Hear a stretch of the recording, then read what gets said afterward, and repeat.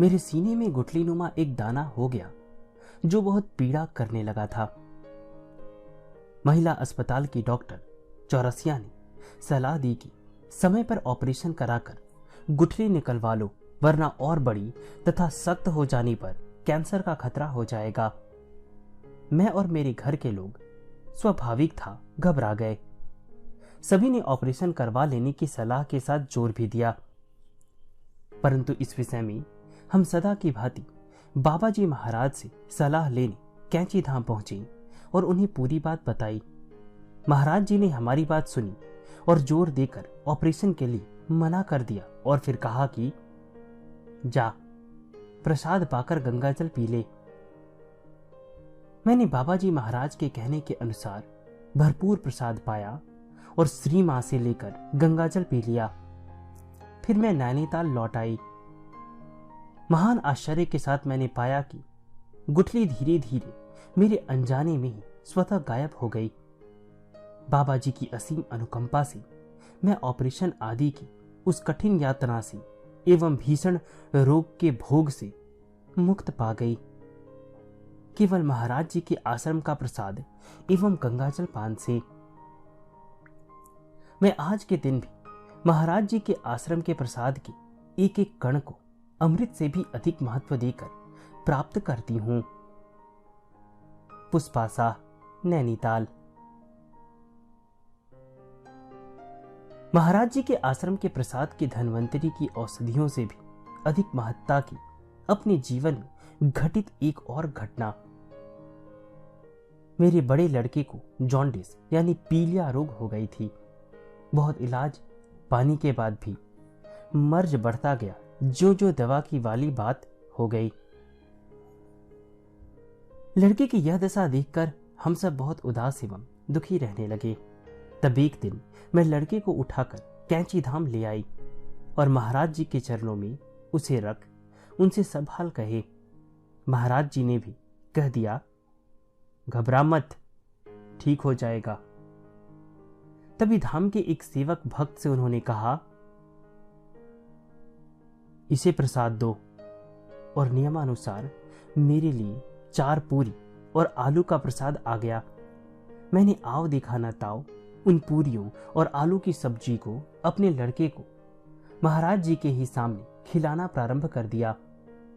कई दिन से केवल उबला खाना खाकर उबियाए उस बालक ने भी पूरियां सब्जी गपागप खानी शुरू कर दी। महाराज जी ने देखा तो चिल्लाकर बोले, क्या कर रही है यह? लड़का मर जाएगा। मैंने भी सहज भाव से उत्तर दे दिया कि आपका प्रसाद पाकर भी यह मर जाता है तो मर जाए। बाबा मना करते रहे और मैं लड़के को पूरी आलू खिलाती गई। वह भी आनंद से खाता गया। कहां धन्वंतरी की औषधियां और कहां पीलिया रोग में पूरी आलू का भोग। पर अंतर इतना ही था कि वह पूरी आलू महाराज जी का प्रसाद था और महाराज जी के इस प्रसाद ने ही मेरे लड़के को कुछ ही दिनों में पूर्ण रूपेण स्वस्थ कर दिया।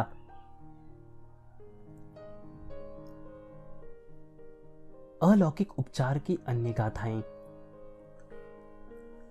महाराज जी द्वारा ऐसी ही विचित्र लीला क्रीडाओं द्वारा रोगों के उपचारों की अनेक गाथाएं हैं। स्मृति सुधा में दिए गए विभिन्न भक्तों की अपनी अपनी अनुभवों के अनुसार, जहां देव कामता दीक्षित जी के चाचा जी को लगभग अंधे हो जाने पर तथा डॉक्टरों द्वारा इस अंधेपन को लाइलाज घोषित किए जाने के बाद भी महाराज जी ने भी उन्हें केवल कांधारी अनार का रस पिलवाकर ठीक कर दिया, तो वहीं आम खिलवाकर अथवा अपने भोग की रोटी ही खिलाकर कठिनतम एवं असाध्य रोगों से वे भक्तों को मुक्त करते रहते थे। श्री पदमपत सिंघानिया को केवल सेब खिलाकर ब्लड कैंसर से मुक्ति दिला दी।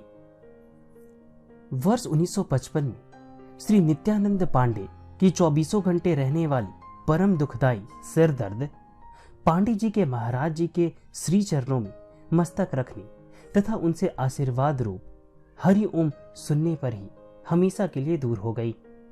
इलाहाबाद में तो एक भक्त विशेष का जन्मजात मिर्गी का रोग उसी के घर केवल विद्यमान रहकर ही सदा के लिए दूर कर दिया। गीता शर्मा की मां की असहनीय पीड़ा स्वयं ग्रहण कर उसे अपने में भस्म कर उन्हें रोग मुक्त कर दिया और सूबेदार मेजर जगदेव सिंह के महीनों बहते कान को स्वयं झेलकर उनके कान का बहना बंद कर दिया। श्री केहर सिंह जी की डायबिटीज एवं भीषण रूप प्राप्त डायरिया स्वयं झेलकर उन्हें रोग मुक्त कर दिया। कुंवर प्रबल प्रताप सिंह जी के मरणांतक स्थिति प्राप्त लड़के को केवल गंगाजल के छींटे मारकर ही चंगा कर दिया, जबकि सभी डॉक्टरी उपाय फेल हो चुके थे। कहां तक गिनाई जा सकती है अलौकिक उपचार की ये गाथाएं।